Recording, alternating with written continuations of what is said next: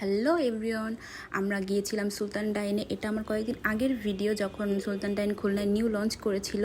আমরা চারজন ছিলাম, চারজনের একটা প্লেটের অর্ডার দিয়েছিলাম। এক একজনের 2 পিস করে মাংস পড়ছিল, আলু পড়ছিল, আর হলো রাইস। যথেষ্ট পরিমাণে রাইস ছিল, আর রাইসগুলো দেখতেই পারতেছেন কেমন সফট ছিল।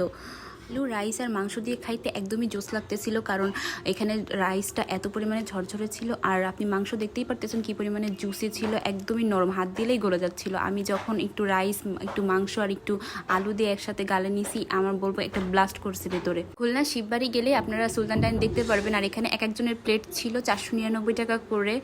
আর আপনারা যদি 4-5 জন একসাথে যান, তখন আপনারা প্লেটের অর্ডার দিতে পারেন। একটা জিনিস খেয়াল করছি যে যখন নতুন নতুন লঞ্চ করে, এগুলার টেস্টটা একরকম থাকে, আর যখন এটা ওল্ড হয়ে যায় তখন টেস্টটা কেমন যেন চেঞ্জ হয়ে যায়। যেমন কাচ্চিবাড়িতে আমি যখন খেতে গিয়েছিলাম, ফার্স্টে ভালো লাগছিল, পরে লাস্টে কয়েকদিন আগে আমি যখন গিয়েছিলাম অতটা আমার কাছে ভালো লাগে নাই। কিন্তু সুলতান ডাইন কী করবে আমি জানি না, কিন্তু আসলেই মজা ছিল।